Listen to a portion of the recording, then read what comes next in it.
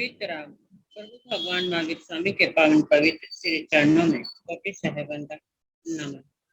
वर्तमान आचार्य सम्राट पूज्य गुरुदेव श्री शिव मुनि जी महाराज साहब के चरणों में अनंत अनंत वंदन नमन। आगम व्याख्या आगम पुरुष हिमाचल के श्री उपाध्याय पर्वत पूज्य गुरुदेव श्री जितेंद्र मुनि जी महाराज साहब के चरणों में अनंत अनंत वंदन नमन। ऑनलाइन एजुकेशन के प्रणेता संघ सेतु उपाध्याय पर्वत पूज्य गुरुदेव श्री रविंद्र मुनि जी महाराज साहब के चरणों में कोटि सह वंदन नमन। ऑनलाइन एजुकेशन में पधारे हुए सभी गुरु भगवान एवं गुणी तुल्य समस्त महासाधु ग्रंथ के चरणों में वंदन नमन। आज ज्ञानदाता आगम प्रदाता पूज्य गुरुदेव श्री जी की प्रत्यक्ष वंदना का लाभ ले रहे हैं। सरल आत्मा महासाधु श्री मंजुला जी महाराज की शिष्या आगम रसिका साध्वी श्री प्रेक्षा जी महाराज साहब आदि ठाण।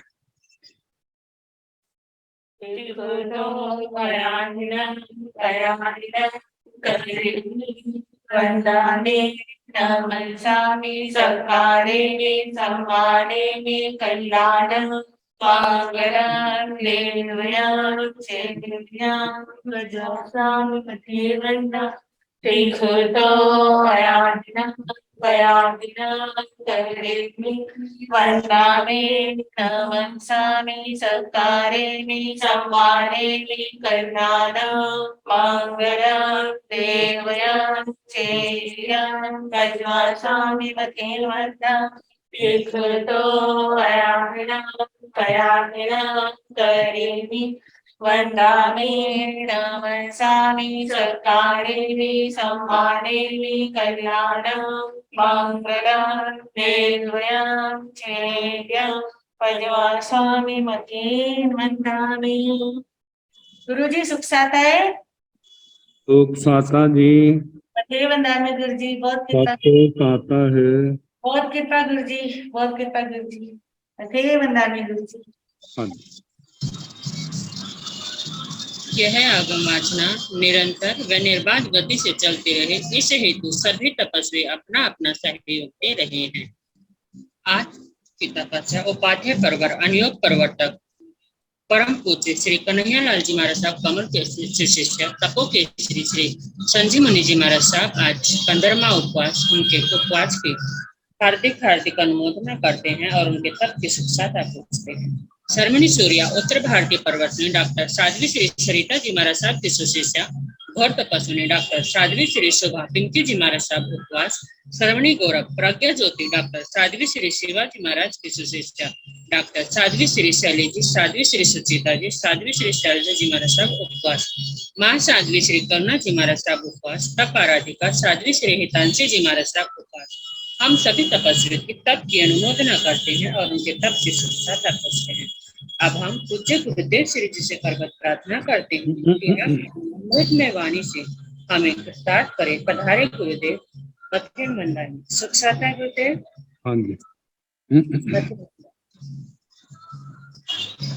नमो अरिहंताण नमो सिद्धाण नमो आर्याण नमो ओवध्यायाण नमो लोये सवसाहोण ऐसो पंत नमोकारो सव पावकणासण मंगलानंद संदेशे परमं हरि मंगलम। जिन शासन जिन वाणी सदा जयवंत हो, श्रवण संग सदा अविचल मंगल हो।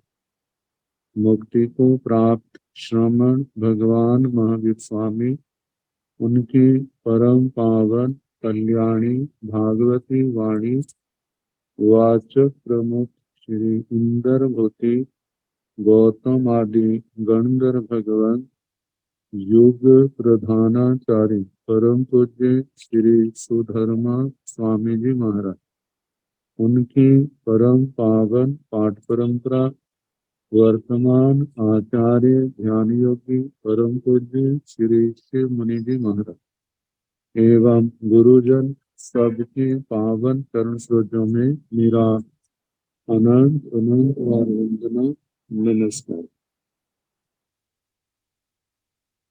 आगम परिषद में विराजमान वरिष्ठ मुनिराज, अन्य मुनिवृंद, परमादरणीय भगवती स्वरूपा महासाधु, श्री स्थानम सूत्र की वाचना प्रारंभ है। पांचवा स्थान, इसका दूसरा उद्देश्य सुनाया जा रहा। कल शनिवार को 25 क्रियाएं 5-5 के ग्रुप में जो सुनानी प्रारंभ की थी, पहली 5 सुना दी थी। आरंभिया, परिगहिया, मायावतिया, अपचकान क्रिया और मिच्छा दंसनवती। इन दंडकों में कितनी कितनी किनके पाई जाती, तो प्राय करके जितने मिथ्या दृष्टि जीव हैं, किसी भी दंडक के जीव, उनमें पांचों ही क्रियाएं पाई जाती। मिथ्या दृष्टियों के 5 कहा, और जो मिश्र दृष्टि है उनके अंदर भी ये पांचों ही क्रियाएं पाई जाती। तो आगे है पंच क्रियाओं पणत्ताओ, तंजाह, काया, अहिगरणिया, पाओसिया, पारियाभणिया, पाणाई वाय क्रिया, निरयण पंच एवं चेव निरंतरं जाव बेमानिया। पंच क्रियाओं पणत्ताओ, ये 5 क्रियाएं कही। तंजाह, जैसे कि काया, काय के शरीर के माध्यम से लगने वाली क्रिया। तो अहिगरणिया, आधिकरण की, अधिकरण जो है शस्त्र के लिए आया, शस्त्र से संबंधित लगने वाली क्रिया। पाओसिया, प्राद्वेषिकी, प्राद्वेषी का मतलब द्वेष के कारण, घृणा के कारण से लगने वाली क्रिया। पारियावनिया, पारितापनिकी, जिसमें दूसरे को संताप, परिताप, दुख दिया जाता है, उससे लगने वाली क्रिया, जैसे मारना, पीटना आदि। प्राणाई वाय क्रिया, प्राणातिपात की क्रिया है कि जिसमें दूसरे के प्राणों का व्यपरोपण, विनाश किया जाता है, वह प्राणातिपाती की क्रिया है। निर्याण पंच, नारकी जीवों के 5 क्रियाएं पाई जाती। पंच एवं चेव निरंतरं चा बेमानी, जैसे नारकियों के जो 5 पाई जाती हैं, इसी प्रकार भवनपति, असुर कुमार आदि, उनके अंदर 5 स्थावर हैं, विकलेंद्रिय हैं, पंचेंद्रिय, त्रयंच हैं, मनुष्य है, व्यंतर है, ज्योतिषी है, वैमानिक है। इन सबके अंदर 5-5 क्रियाएं पाई जाती। तो तो इसके संबंध में काया, काय से होने वाली क्रिया को काया, काय की क्रिया कहा जाता है। अहिगरणिया, अधिकरण का अर्थ है शस्त्र, अस्त्र। उनका निर्माण करने से या उनका प्रयोग करने से जो क्रिया लगती है, वह अहिगरणिया, अधिकरण की क्रिया है। पाओसिया, द्वेष एवं मात्सर्य से होने वाली क्रिया पाओसिया कहलाती। पारियावनिया, दूसरे को परितापना, पीड़ा पहुंचाने से होने वाली क्रिया। प्राणाई वाय क्रिया, दूसरों का हनन करना, प्राणों का विनाश करना। कहते हैं ये 5 प्रकार की क्रियाएं नारकी से लेकर विमानिक देव पर्यंत 24 दंडकों के प्राणियों के द्वारा होती है। लेकिन मनुष्यों के दंडक में सबको होती है, ऐसा नहीं है। कहा जाता है जो अप्रमत्त संयत है, ऐसे महासाधक को, केवली महापुरुषों को ऊपर कही गई 5 क्रियाओं में से एक भी क्रिया नहीं लगती। दूसरे जो शेष हैं उनको परमत्त अवस्था में परमत्त अवस्था में जो क्रियाएं संभव है। तो तो कहा शेष सभी जीवों को जो क्रियाएं लगती हैं जिनसे कर्मों का बंध होता है। अब तीसरे प्रकार की 5 क्रियाओं का वर्णन किया जा रहा है। पंच क्रियाओं पणताओ तन जहा दिठिया पुठिया पाड़ोचिया सामंतो निवाया साहत्या एवं निर्याण जाव बेमारिया। पांच क्रियाओं प्रणत 5 क्रियाएं कही। तंजहा जैसे के दिठिया दृष्टिजा, उठिया पृष्टिजा, पाड़ोचिया प्रातिथ्य की, सामंतो निवाया सामंतो निपाति की, साहत्या स्वहस्ति की। तो इनके संबंध में कहा है दिठिया क्रिया जो दृष्टि के कारण से लगती है। जब हम किसी भी वस्तु को, चाहे वो चेतना वाली है या जड़ पदार्थ है, जीव अजीव को जब राग और द्वेष पूर्वक देखते हैं, जब देखने के पीछे जब भी कोई वस्तु हमारी दृष्टि में आती है, तो जब किसी के प्रति राग पैदा हो जाता है और किसी के प्रति द्वेष पैदा हो जाता है, राग के कारण से हम अनुमोदना करने लग जाते हैं और द्वेष के कारण से घृणा निंदा करने लग जाते हैं। तो इस कारण से जो, क्योंकि इसके मूल में दृष्टि है, तो दृष्टि के कारण से लगने वाली क्रिया जो है वो दृष्टिजा। आगे पुठिया पृष्ठिजा किसी जीव या अजीव का जब हम देखते हैं, देखने के बाद जब हम स्पर्श करते हैं अपने हाथ आदि या किसी भी शरीर के अंग से, अब जो स्पर्श हमें अच्छा लगता है तो उसके प्रति राग भावना आ जाती है, और जो हमें अच्छा नहीं लगता तो उसके प्रति द्वेष घृणा भी आ जाती है। तो स्पर्श करने के कारण जो आत्मा में राग द्वेष आ जाते हैं और राग द्वेष से प्रेरित होकर के हमारी प्रतिक्रिया होती है, तो इससे होने वाली जो क्रिया है वो स्पृष्टि जा कही जाती है। आगे पाड़ोचिया प्रातिथ्य की जीव एवं अजीव के निमित्त से उत्पन्न राग द्वेष के कारण से होने वाली क्रिया।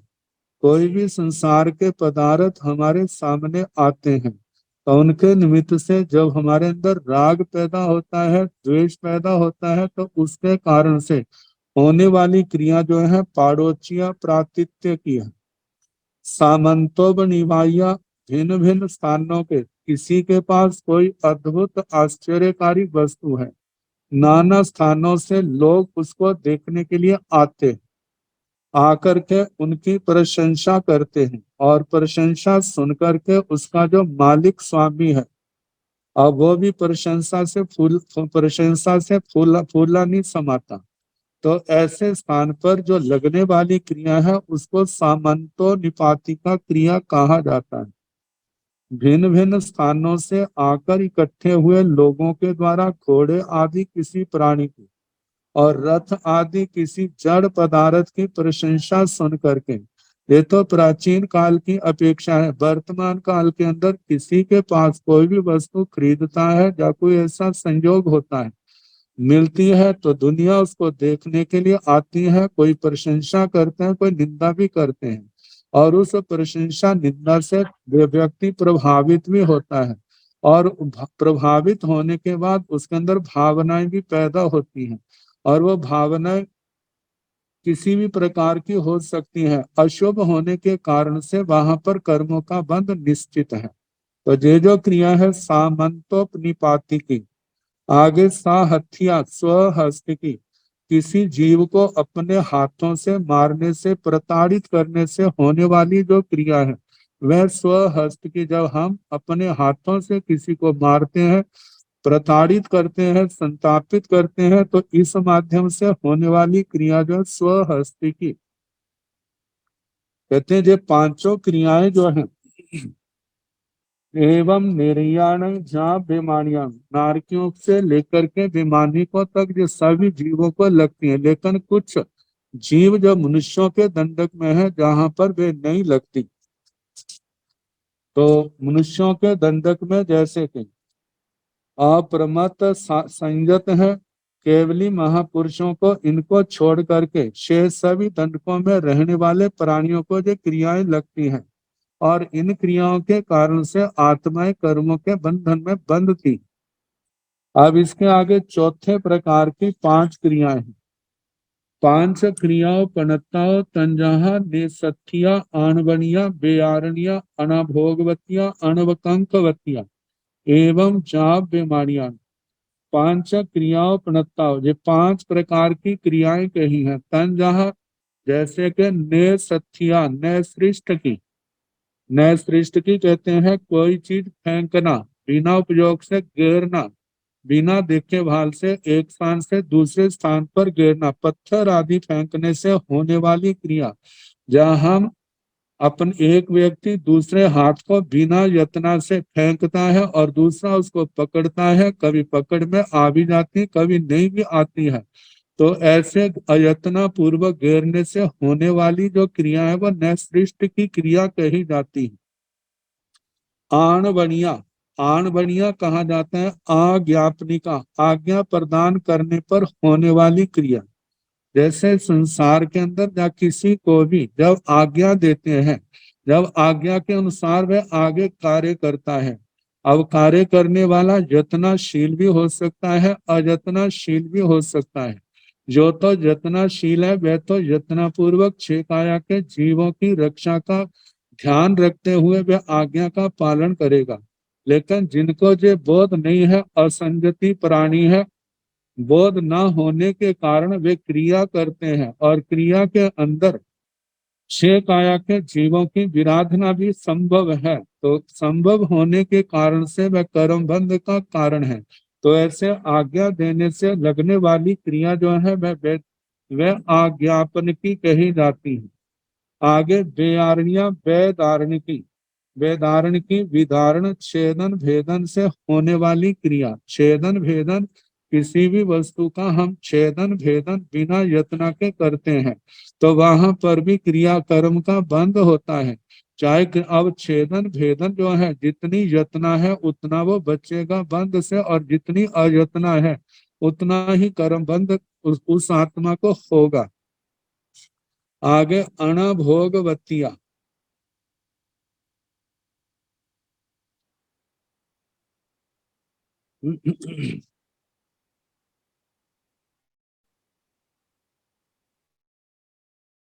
अनभोग अज्ञानता से अनजानपने से होने वाली क्रिया को अनभोग प्रत्येकी कहा जाता है।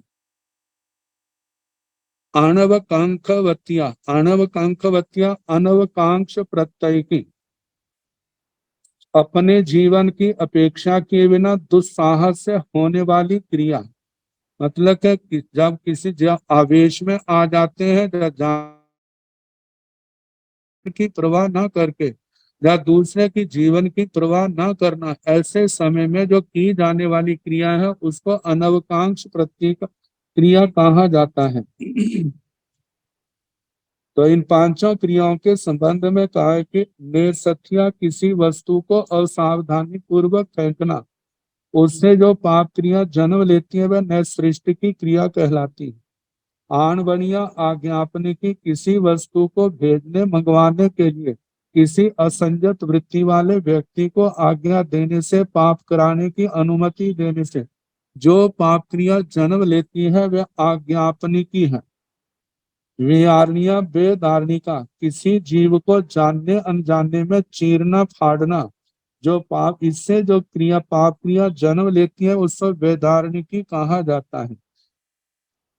तो इसके संबंध में वेदारणी का एक तो वस्तुओं को चीरने फाड़ने का आता है, और दूसरा भाव से देखा जाए तो किसी के सीक्रेट गुप्त रहस्यों को लोगों के सामने प्रकट कर देना, उसको भी इसी के अंतर्गत लिया जाता है। अनभोगवतियां, जीवन के उपयोगी वस्तुओं को असावधानी से उठाना रखना, जिसके कारण से जीवों की हिंसा होती है और उसके कारण से इस क्रिया का जन्म होता है अनभोग प्रत्येकी। आगे अनवकांक्षवतियां, अपने प्राणों की परवाह न करके दूसरे की हत्या या हानि के लिए की जाने वाली पाप रूप जो क्रिया है वह अनवकांक्ष क्रिया कही जाती है। जे क्रियाएं भी अप्रमत्त संयत जो है केवली महापुरुष हैं उनको नहीं लगती, बाकी जो संसारी प्राणी है उनको ये लगती है। जो प्रमत्त है वहां पर इन क्रियाओं की संभावना है, संसारी प्राणियों की संभावना है। केवल जो हर समय साधना में सावधान रहते हैं, हर समय एक एक क्षण यत्न में जाता है, ऐसे महापुरुषों को इन क्रियाओं का स्पर्श नहीं होता। अब पांचवें प्रकार की पांच क्रियाएं हैं। पांच क्रियाओं पणता संजाह पेजवतिया दोषवतिया पयोग क्रिया समुदान क्रिया ईरिया बहिया एवं मनुष्याण भी शेषाण नथी। पांच क्रियाओं प्रणता जो पांच क्रियाएं कही हैं। तंजाह जैसे के पेजवतिया प्रेय प्रत्यय, प्रेय का मतलब राग से लगने वाली क्रिया। दोषवतिया द्वेष के कारण से लगने वाली क्रिया। पयोग क्रिया प्रयोग क्रिया मन वचन काया तीनों जो योग है इनका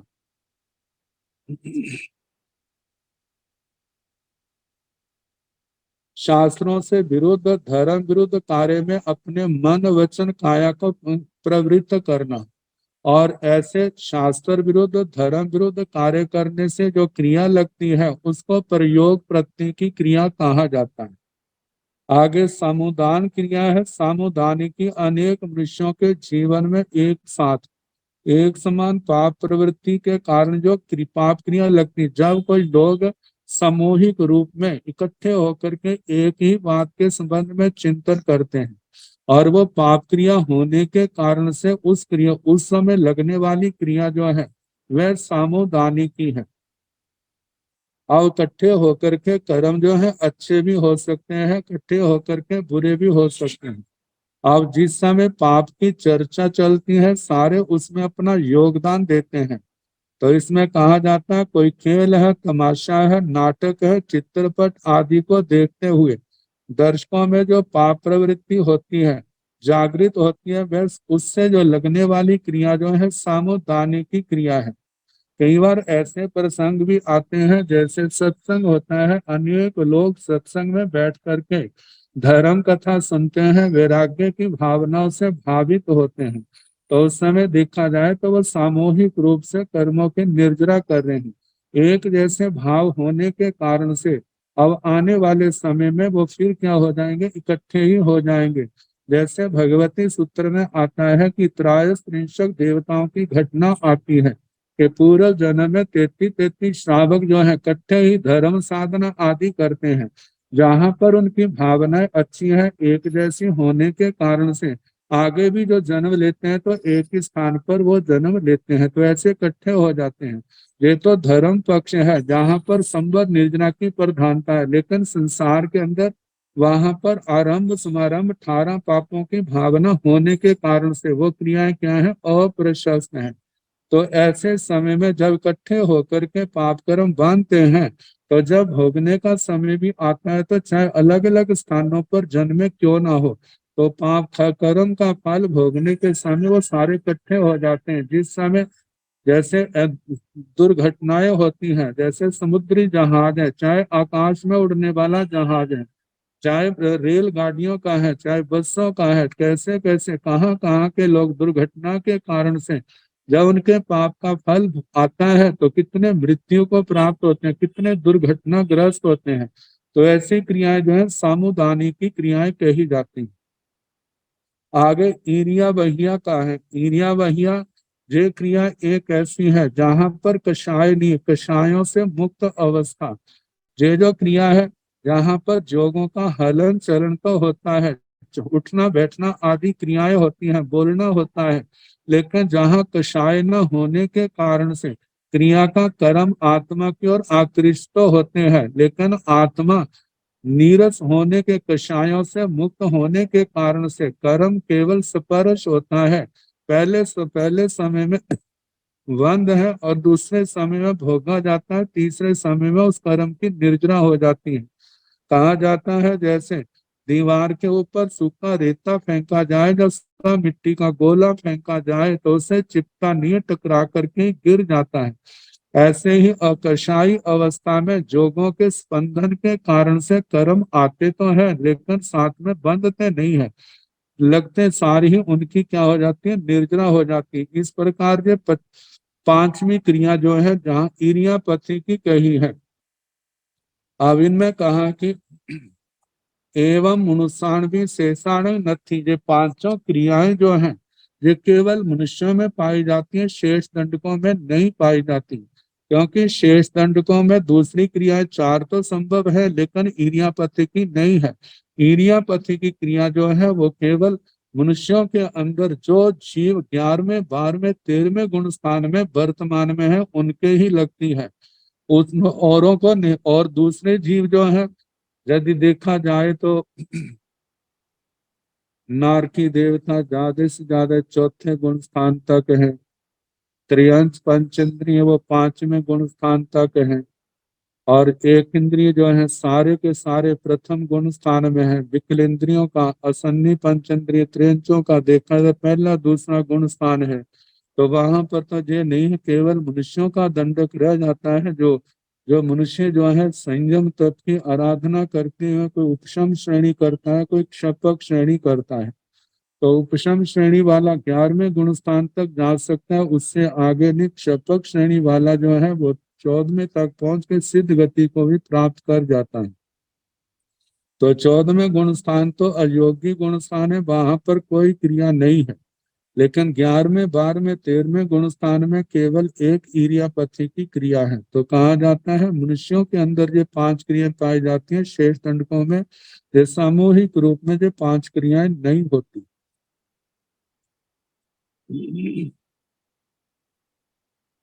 अब इसके आगे अगला सूत्र है पंच बीहा परिन्ना पणता तंजाह ओवही परिन्ना ओव साय परिन्ना कसाय परिन्ना जोग परिन्ना भत पान परिन्ना। परिन्ना शब्द जो है इसकी छाया जो है परिज्ञा बनती, जैसे आचार्य सूत्र में जो शब्द आया था शस्त्र प्रज्ञा, तो शस्त्र द्रव्य और भाव शस्त्रों का वर्णन आया था, तो प्रज्ञा का मतलब जानना और परित्याग करना। तो प्रज्ञा के दो भेद किए थे, ज्ञ प्रज्ञा और प्रत्याख्यान प्रज्ञा। ज्ञ प्रज्ञा से जानना कर्म बंध के हेतु क्या है, और प्रत्याख्यान प्रज्ञा से जो कर्म बंध के हेतु है उनका परित्याग करना। तो जहां पर भी प्रज्ञा का वर्णन आया है तो कहा है पंच बीहा परिन्नापणता, पांच प्रकार की प्रज्ञा कथन की गई है। वस्तु के स्वरूप को जानना और ज्ञान पूर्वक उसका प्रत्याख्यान करना, जो कर्म बंध का कारण है, संसार परिभ्रमण का कारण। तो ये पांच प्रज्ञाएं तंजाह जैसे के ओवही परिन्ना उपधि प्रज्ञा, ओवसाय परिन्ना उपाश्रय प्रज्ञा, कसाय परिन्ना कषाय प्रज्ञा, जोग परिन्ना योग प्रज्ञा, भतपान परिन्ना परिन्ना भक्त पान प्रज्ञा। तो उपधि प्रज्ञा जो साधु साध्वी के संयम में उपयोगी बाह्य उपकरण जो सामग्री है उसको उपधि कहते हैं। तो उपधि में बस्तर पात्र आदि, मुख वस्त्रिका, रजोहरण, बस्तर पात्र आदि प्राचीन काल में तो यही होते थे, वर्तमान में पुष्प में जोड़ लेते हैं। कलम आदि जे ले लेते हैं। तो ये सारे क्या है, उपधि है, साधु साधु।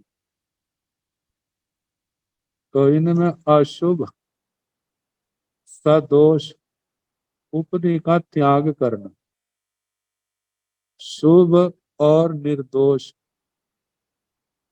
उपधि का संयम संयमी जीवन के निर्वाह के लिए ग्रहण करना,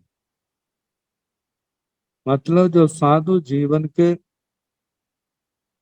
जीवन में जो उपयोगी है, तो ये देखना क्या जे निर्दोष है या सदोष है। जब ज्ञान होगा तो वह सदोष को छोड़ देगा, निर्दोष को ही स्वीकार करेगा। तो ज्ञान पूर्वक सदोष सदोष उपदि का त्याग करना और निर्दोष उपदि को स्वीकार करना, और वो भी केवल आवश्यकता के अनुसार। आवश्यकता के अतिरिक्त यदि निर्दोष भी मिलती हो तो उसका परित्याग है। हाँ, संग परिवार वाला जीवन है तो वहां पर बात और है। संग में किसी और साधु साध्वी को जरूरत है तो आचार्य भगवान की निष्ठा से उनको ले लेते हैं। फिर उसके बाद जिनको जरूरत है उनको बांट देते हैं अपने पास। वो अनावश्यक संग्रह नहीं। हाँ, संघ का कोई जिम्मेवार है, किस समय किसको क्या जरूरत पड़ जाए तब वो अपनी मर्यादा के अनुसार रख लेते हैं। या उन कहाँ कौन वस्तु कहाँ से मिलती है इस बात का ध्यान रखते हैं। लेकिन उपदी परिज्ञा में जो है सदोष वस्तु का त्याग करना उपदी का, और निर्दोष को अपनी मर्यादा को देखते हुए, आवश्यकता को देखते हुए स्वीकार करना। और वो भी क्या है, गुरुओं की आज्ञा से। साध्वी है तो गुरुओं की आज्ञा से। तो इस प्रकार पहला उपदी प्रतिज्ञा परिज्ञा, दूसरा है उपाश्रय परिज्ञा। उपाश्रय का जो अकल्पनीय उपाश्रय, सदोष उपाश्रय, उनका परित्याग करना। जो संयम एवं ब्रह्मचर्य के लिए उपयुक्त उपयुक्त उपाश्रय हो, स्थान हो, ऐसा स्थान ग्रहण करना, इसको उपाश्रय प्रज्ञा कहा जाता है। वर्तमान की परिस्थितियां क्या है ये अलग बात है, लेकिन शास्त्रीय दृष्टि से कहा जाता है जो निर्दोष स्थान है, जहां पर साधु साध्वी के निमित्त कहीं पर भी तीन कर्ण तीन योग से, जहाँ कहीं पर भी आरंभ समारंभ का दोष का स्पर्श नहीं होता, उसी को देखा जाए शास्त्रीय दृष्टि से निर्दोष कहा जाता है। तो कहा जाता है इनको सदोष उपास्य का परित्याग और निर्दोष का स्वीकार करना आवश्यकता पर। कहते हैं जिस मकान का सेवन आत्म रक्षा संयम रक्षा के लिए किया जाता है वही उपाश्रय। और देखा जाए तो उपाश्रय शब्द की जो व्युत्पत्ति, आश्रय तो हो गया जिस स्थान का सहारा दिया जाता है।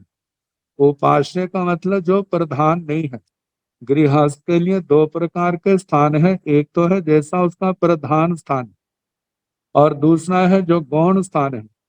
जब कभी लोग अपने लिए अपना मकान को देख करके जो पुराना पड़ गया है और उसके स्थान पर दूसरा नया बना लेते और वो दूसरे स्थान पर चले जाते हैं और पहले को छोड़ देते हैं, वो खाली होने के कारण से वह स्थान क्या हो गया, उपाश्रय गौण हो गया, और दूसरा है वो प्रधान है जहाँ पर उनका निवास है।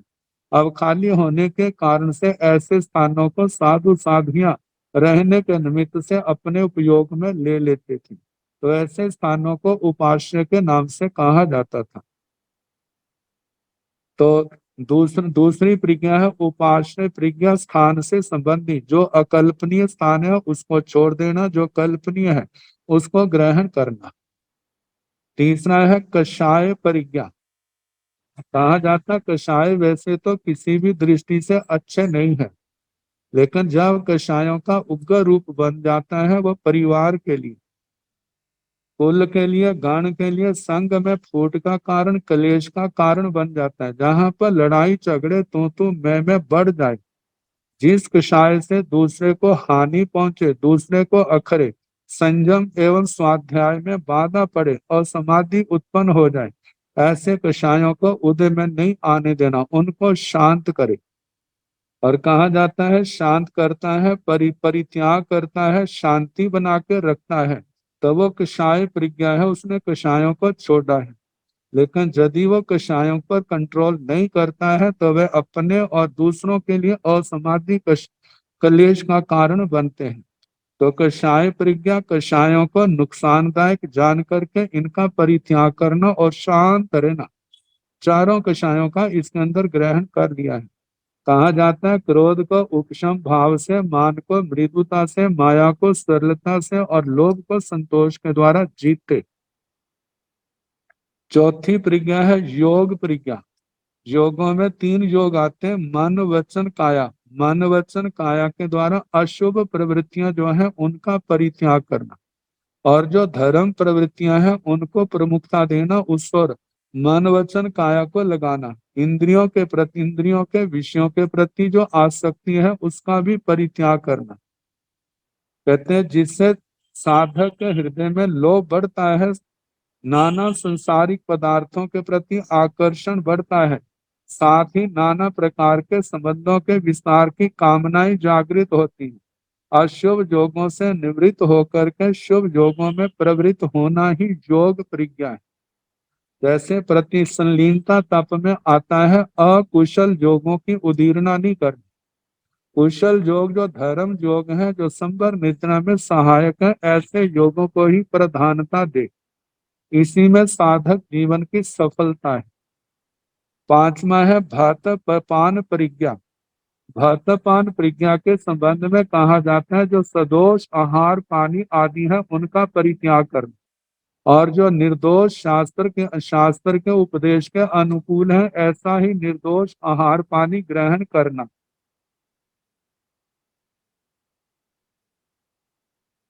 कहा जाता है जो सदोष है उनका परित्याग कर दे, और जो निर्दोष है आवश्यकता के अनुसार उसको ग्रहण कर ले। तो इस प्रकार ये 5 परिज्ञाओं का वर्णन आया। अब इसके आगे 5 प्रकार का व्यवहार। व्यवहार इसके कई अर्थ निकलते हैं, लौकिक व्यवहार, लोकोत्तर व्यवहार, दुनिया का रहन सहन, देना देना आदि सारी बातें आती। लेकिन जहां पर जो वर्णन है उस व्यवहार आचार से वर्णन है जो आत्म शुद्धि का कारण। तो बताया है 5 बीहे व्यवहारे पणत्ते। तन जहा आगमे सूए आना धारणा जिए। जहां से तथ्य आगमे सिया, आगमेन व्यवहारम पठ वेचा। नो से तथ्य आगमे सिया, जहां से तथ्य सुए सिया, सुएण व्यवहारम पठ वेचा। नो से तथ्य सुए सिया, एवं जाव जहां से तथ्य जिए सिया, जिएण व्यवहारम पठ वेचा। इच्छेहि पंचहि व्यवहारं पठ वेचा, आगमेन जाव जिएण। जहाँ जहाँ से तथ आगमे जाव जिए, तहाँ तहाँ व्यवहारं पठ वेचा। से किमाहु भंते आगम बलिया समणा निगंथा। इच्छेयं पंचविहं व्यवहारं जया जया जहिं जहिं। तया तया तहिं तहिं अनिस्योवसियं सम्मं व्यवहार माने समणे निगंथे आनाय आराहाय भवे। पंच बीहे व्यवहारे पणत्तु।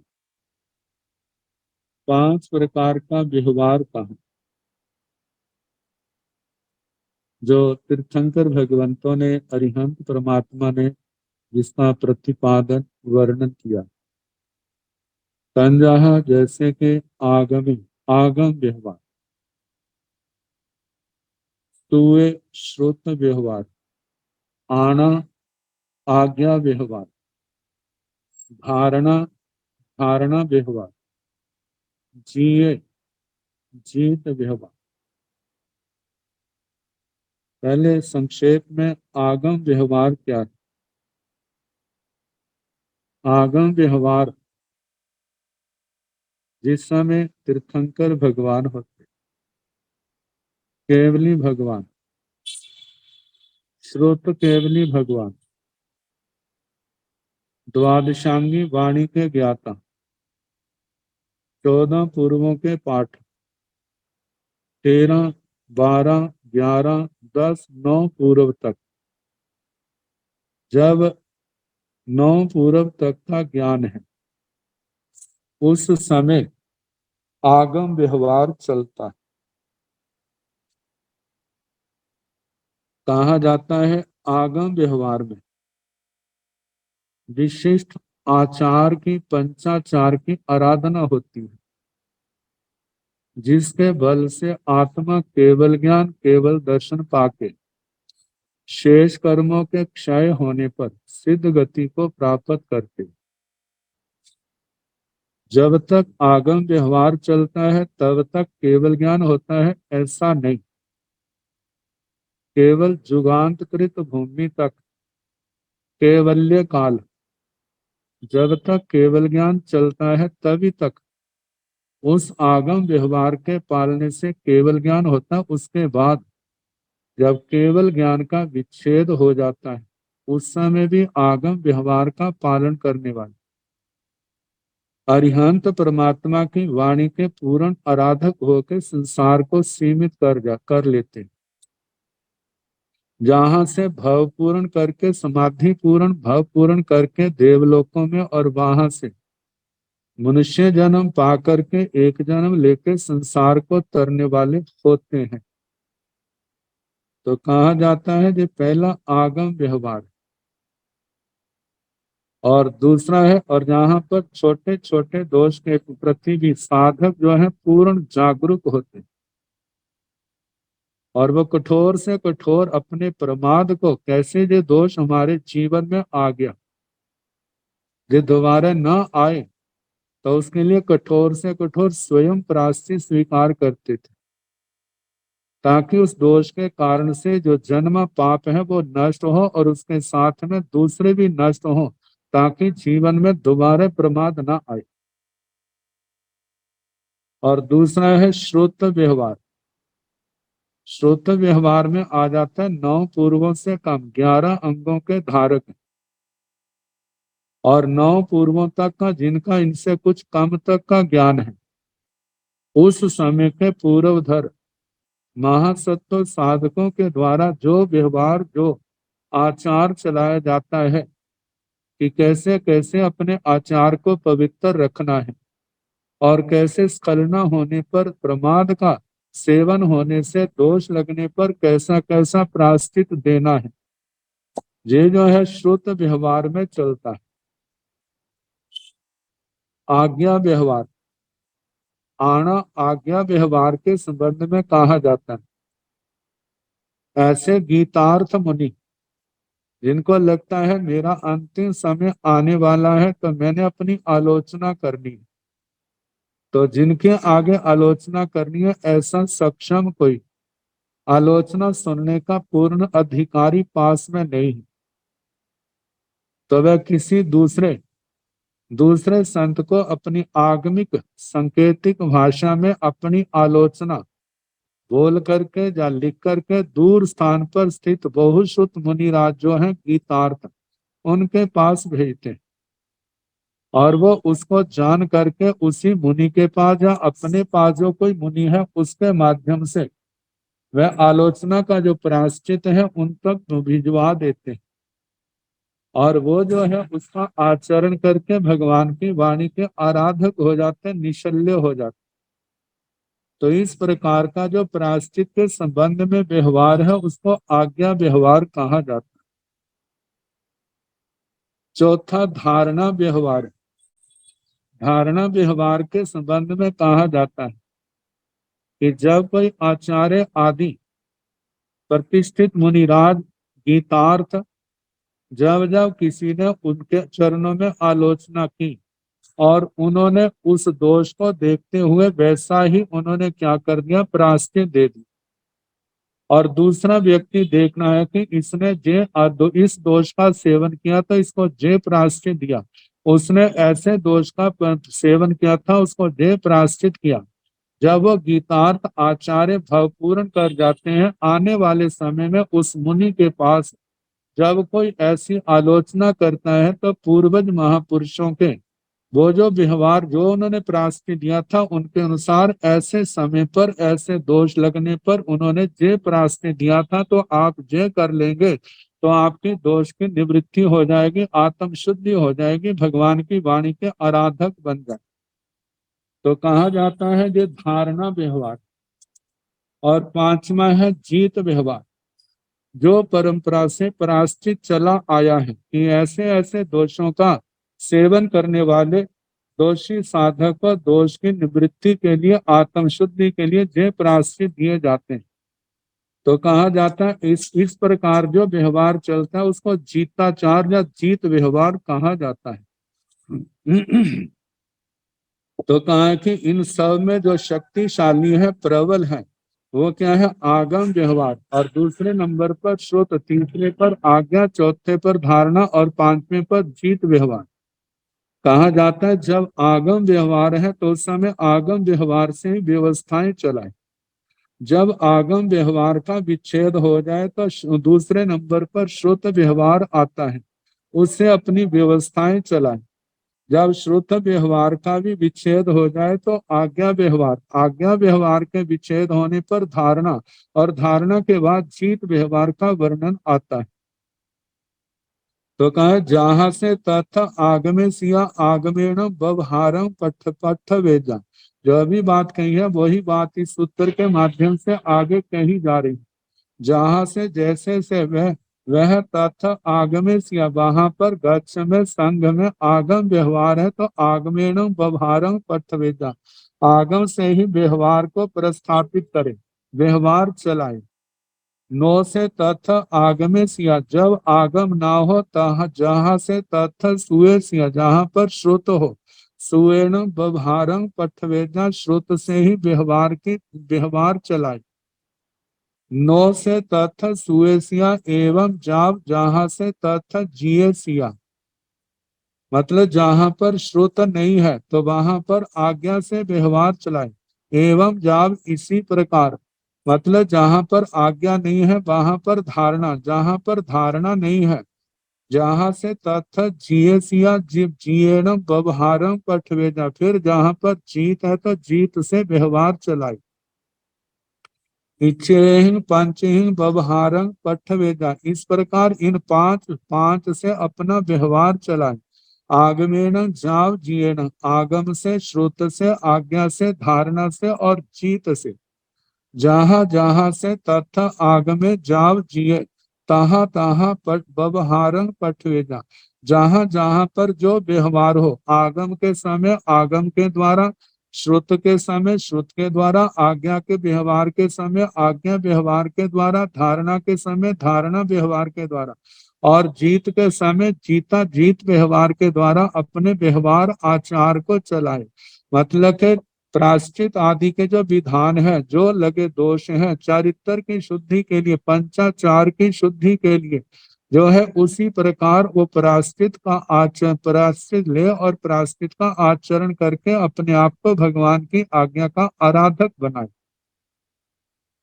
से किमाहु भंते आगम बलिया समना निगंथा, भगवान ऐसा क्यों कहा? आगम बलिया समना निगंथा, श्रमण निर्गंथ जो है ये आगम बल वाले हैं, क्योंकि इनका बल जो है आगम है, आगम के अनुसार चलते हैं तो भगवान की वाणी के आराधक हैं, और आगम से विपरीत जाते हैं तो विराधक।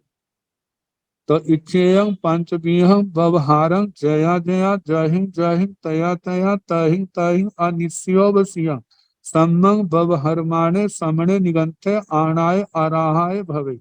इच्छेयं, इस प्रकार देखा जाए तो आगम व्यवहार जो है वो तो पूर्ण शुद्ध है, सक्षम साधक है, लेकिन जैसे जैसे आगे चलते जाते हैं बल संघनन आदि का बलहीन होने पर, लेकिन फिर भी पूर्वजों की परंपरा से जो प्रायश्चित चले आ रहे हैं उनके अनुसार करते हैं, तो वो जीव क्या है? भगवान की वाणी के आराधक हैं। तो कहा इस प्रकार इच्छेयं पंचवीहं व्यवहारं, इस प्रकार के जे पांच प्रकार के व्यवहार को जया जया जब जब जहिं जहिं जहां जहां तया तया तब तब तहिं तहिं वहां वहां पर अनिश्चितोपश्रित, अनिश्रितोपश्रित का मतलब किसी का पक्षपात ना करते हुए। जे मेरे पास रहता है, मेरी सेवा करता है तो उसको कम प्राश्चित देना। जे दूसरा मेरे पास नहीं रहता है, जे मेरी आज्ञा में नहीं है तो उसको ज्यादा प्राश्चित देना। कहा ऐसा पक्षपात नहीं करना। कहा जाता है जैसे वैद्य के पास कोई रोगी आता है तो उसके रोग को ठीक करने के लिए वो अपने प्राय का भेद न करता हुआ जैसा रोग है उसी के अनुसार औषधि दे करके उस रोगी को स्वस्थ करता है। इसी प्रकार आचार्य आदि जो गुरुजन है, जो उनके पास भव्य आत्मा अपनी आलोचना करता है तो उनकी शुद्धि होनी चाहिए। वहां पर किसी प्रकार का पक्षपात नहीं करना।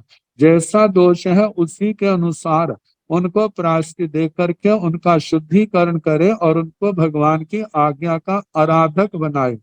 तो इस प्रकार सम्यक व्यवहार माणे मतलब किसी प्रकार का पक्षपात न करते हुए सम्यक प्रकार से व्यवहार करते हुए समणे निगंते श्रमण निर्ग्रंथ आनाय अराहाय भवे भगवान की आज्ञा के आराधक होते हैं, आराधक बनते हैं।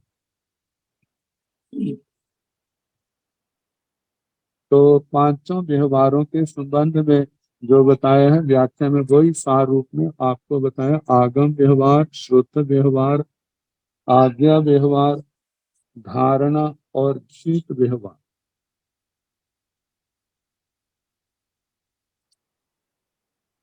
अब इसके आगे संयमी असंयमी पुरुष के लिए पांचविध जागृत और सुप्त। संजय मनुष्याण सुत्ताण पंच जागरा पणता तंजा सद्दा जाव फासा। संजय मनुष्याण जागराण पंच सुत्ता पणता तंजा सद्दा जाव फासा। असंजय मनुष्याण सुत्ताण व जागराण व पंच जागरा पणता तंजा सद्दा जाव फासा।